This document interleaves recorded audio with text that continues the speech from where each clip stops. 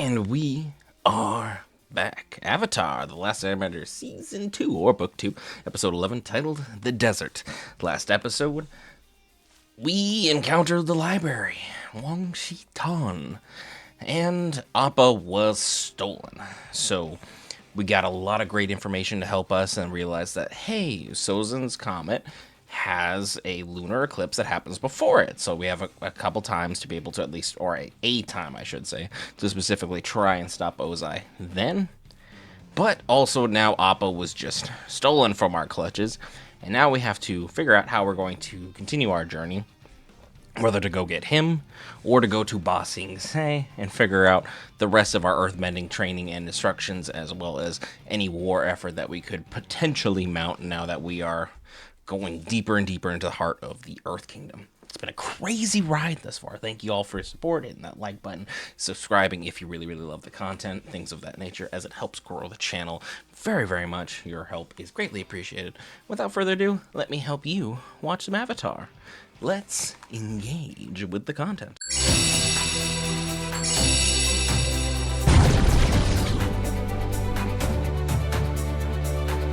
How could you let them take Appa? Why didn't you stop them? I couldn't. The library was sinking. You guys were still inside, and you could have come to get us. I could have saved him. I understand why Aang is being emotional just to start off rip here, and before I start, pointing out some facts here. You are entitled to your feelings. You can have them feelings. But the facts remain. Toph is blind, unless she's on solid ground. This is a desert. Find me solid ground anywhere nearby. B, she still managed to create some level of solid ground to save y'all's life. Otherwise, Wang Shitan would have gotten you due to Sokka being greedy. You got lucky to survive in the first place, and now you're upset that, she saved your life. I understand losing Appa sucks, and he's one of the best characters that I deeply care about, so I want to get him back. But we ain't gonna do it like this. It's not gonna work. Aang, stop it. You know Toph did all she could. She saved our lives. Who's gonna save our lives now? We'll never make it out of here. And Sokka just being like, hey, not to be the bearer of bad news, but also, we are stranded in the middle of the desert, and we now have to figure out our way to survive. Appa had all of our food, equipment, beverages, anything. Appa had it all. And Aang having a full-blown meltdown and destroying team chemistry is going to be tough. But again, he's 12 and he lost his only true remnant of his home other than Momo. He's going to be entitled to have a bit of a moment right now. But we can't afford to be fighting now. I'm going after Appa. Aang, wait! We better start walking. We're the only people who know about the solar eclipse. We have to get that information to Ba Sing Se. Hey everyone, you're being selfish. Also, I'm gonna only do exactly what I want to do. Meanwhile, the rest of the team we just called selfish. We need to get this information, everybody, so we can help save other people's lives. Yep, Aang, well, you're entitled to feel the way you feel. I'm not saying you're wrong for doing what you're doing, but the way you're handling self is embarrassing. Please work on how you conduct yourself in future episodes.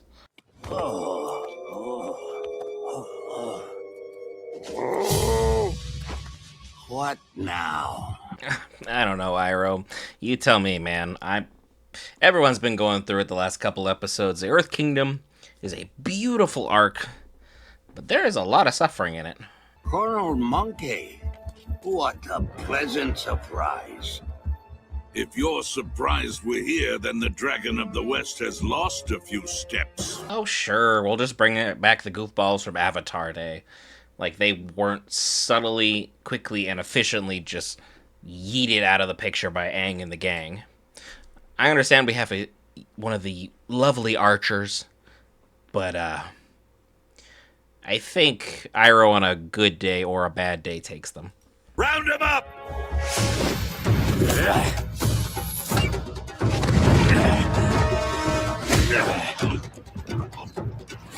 The fact that everyone underestimates Iroh every single time even though he's a legend in your nation, is just embarrassing. The fact he called you legendary is very kind of him at this point.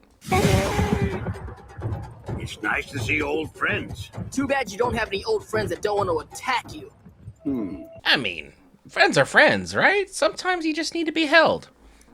I just would hopefully not be against my will. You know what I'm saying? Also, shout out to this animal that we stole like all the way back in the beginning. It's become quite essential for our ride here, because it saved our keister on more than one occasion. Survival has won. Can't you watch where you're... No. Right. Sorry. Even Sokka, the meathead that he is just like, you know what? That's my bad. I shouldn't have done that. It's still one of the best gags the show has, and it runs for a good long while. But it's nice seeing Sokka's character growth overall, because originally he'd just be like, can't you see where you're going? And just keep with the joke, as opposed to be like, oh, look who I'm talking to. Look at the mistakes I'm making. That's my bad. There's water trapped inside these. I don't know. Suit yourself. It's very thirst quenching, though.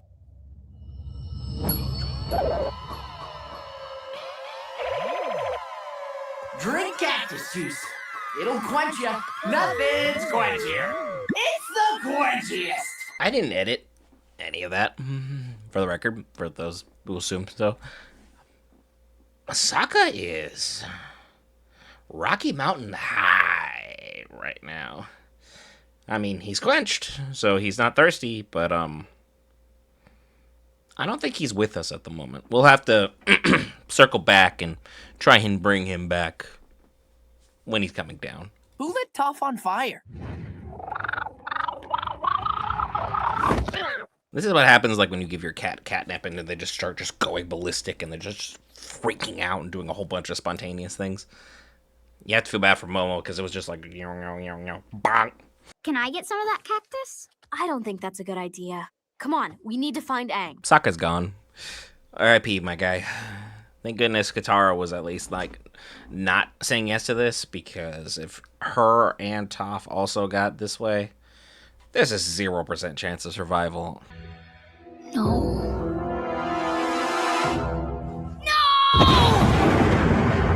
Yeah, well, crash out, my dude. You have every right to. You have every right. Oh my gosh, Momo's eyes. Momo is high as hell in this green grab, but honestly, if there was a time to have a crash out now, it would be here. I have no food, I have no water, my best friend and remembrance of home is gone, and then I acted kind of a jerk to everybody and everything, so now I'm separated from my main group. Life ain't going so good right now. Friendly mushroom! Mushy giant friend! If you have friends who partake, and you've ever wondered what you look like while you're under any sort of influence, this is how you look to the rest of us. That is all. A little barefoot blind girl and her friends passed through here a few days ago. Did they give you any indication where they were headed? I forgot these two existed, but at the same time, doesn't mean any of our problems have gotten better. This episode is just piling on unnecessary things we're going to have to confront at some point in time. Luckily for us, they might implode before we get there. Fire Nation wanted posters. So? So, look who's here. I guess they're out here just picking up side quests like me playing Skyrim. I was sent to do this thing, but now this thing's in front of my face, so I'm more interested in that. Fun times had by all. Great game. Why don't we ask the circle birds? Oh, great. Everybody can see that? Please tell me everybody can't see that. That's the last thing we need. It looks like vultures just waiting for us to die. Everyone can have a little drink. Oh no! You've killed us all! I always joked that Momo was the god of glutton and greed personified, or a reincarnation of Monk Gyatso. Monk Gyatso wouldn't have doomed us like this. This is just very unfortunate. But Momo is also under the influence right now, so I can't really say Momo did that on purpose. Sokka, let me see the things you got from the library. What? I didn't steal anything. Who told you that? It was you! You ratted me out! Sokka, I was there. Okay, apologize. You just made Momo cry. I don't care that Momo is high while he's crying, but Momo is crying. Apologize. Now. No one here is gonna help us. These people just look like filthy wanderers. So do we. I was about to say, pot, meat, kettle. You are a filthy wanderer yourself. At this point, Zuko, you're more of a peasant than royalty. You've been living like a peasant for a while now, truth be told. I see you favor the White Lotus Gambit. Not many still cling to the ancient ways. Those who do can always find a friend. That is an early seed you need to remember. The White Lotus. Also a name for the most powerful group of ancient benders there are still left in their world. Of which, Iroh is actually one of them. When they said old friends that don't want to kill him, those other members are probably the list. Welcome, brother. The White Lotus opens wide to those who know her secrets. What are you old gas bags talking about? Gas bags is a bit much. We just did some secret initiation where we have to make the symbol of the White Lotus appear, and voila, we're in. It's a weird club thing. It's kind of like the railroad in Fallout 4, where it's like you have to rearrange the letters to make railroad. It's really annoying if you don't know originally. You think you're going to capture them and collect all that gold? Gold? This bar might as well be Tatooine. You just shouted the word gold, and now everyone and their mother is like, yeah, I'd get rid of my mother for a good bounty. What's up? Got some gold there to be gained? And now, because we have this lovely distraction, we're going to sneak out in the chaos.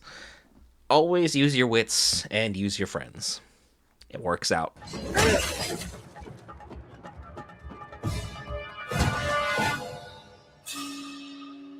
I mean, those two smoked everybody, so good for them, but again, ideally, they would have gone down in the fray as opposed to everybody else. I kind of feel bad for the guy who was literally bent over face first into a bowl. I can't imagine his jaw feels real too good right about now. Now it just tastes like sand. I never thought I'd miss the taste of mud so much. I'm awake. I couldn't sleep. Beggars can't be choosers, and unfortunately, it looks like Aang has sunken further into depression, and we're gonna have to,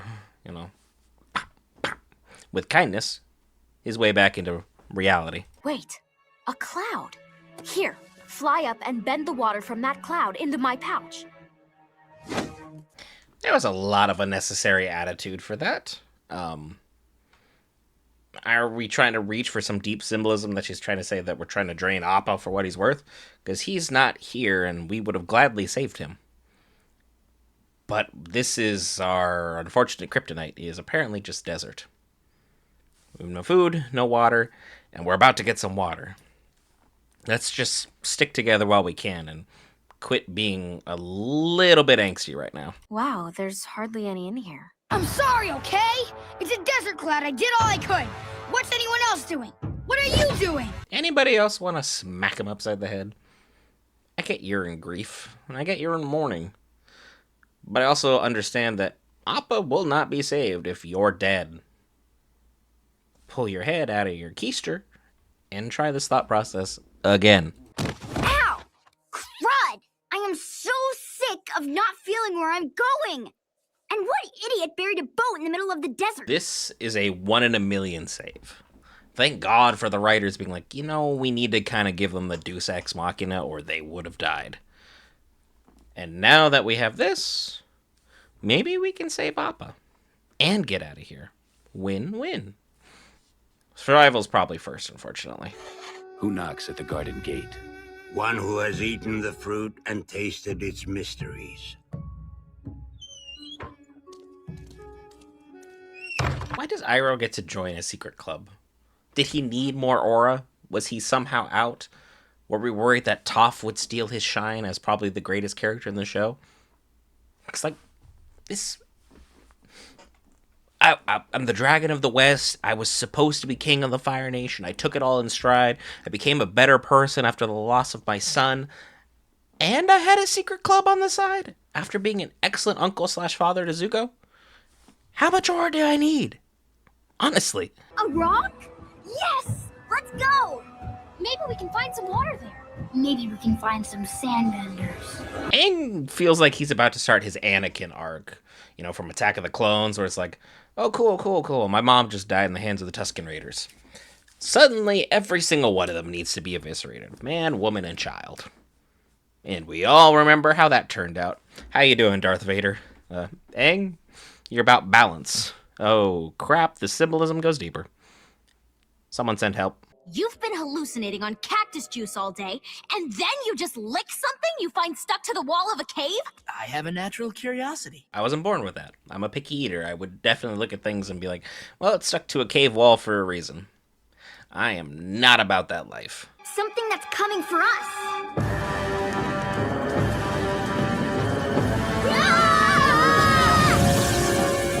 Wasp vultures. I only know the name of them because they were on a Magic the Gathering card, but still. Wasp vultures? Really? It's such a good time. Toss. Shoot a rock right there. Fire! Yeah, you got it! Why did we start with this? Why did we start with aiming the blind weapon at something? She's a natural-born killer. Just point her in the right direction.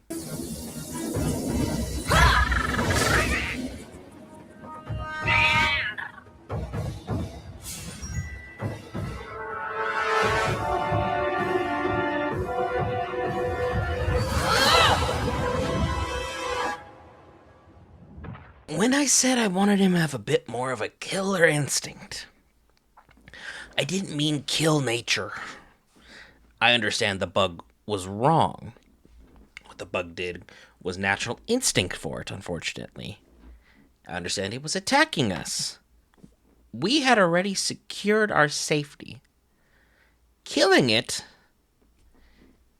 is not the right way.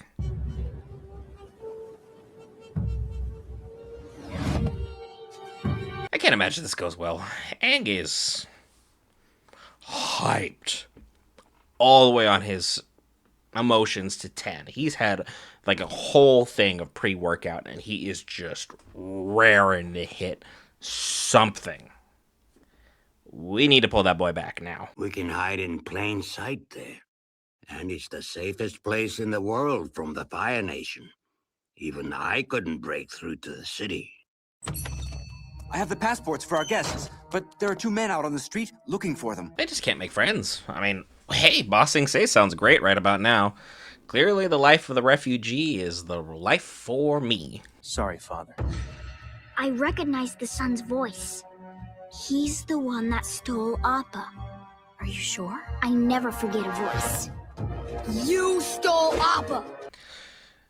Okay, this information is vital. Thank you for it. But maybe we should have told Aang, hey, let's talk about this first before we start going crazy. Some unlucky soul has an incomplete pie show set. Ugh. Let's go back to finding the girl. Their side quest was that close to being successful. We just somehow lacked the intelligence to make it happen. What did you do? It wasn't me! You said to put a muzzle on him. You muzzled Appa? Someone find the off switch for Aang. Please. He's going to kill all of these people and then have to try and figure out his whole balance afterwards. Spiritually, this is a no-go for him. Get out of here! Run! Katara, why are you staying in this? Are you realizing you're the only one who can talk him down because he loves you? Because it's a terrible and unfortunate position to leave someone in. That they always have to talk down a young child, no less, at the age of 12, whose entire world has been stolen and ripped away from them by warfare and grief and sorrow, and try and heal him back together. He's great 90% of the time, But when my dude crashes out, my dude crashes out.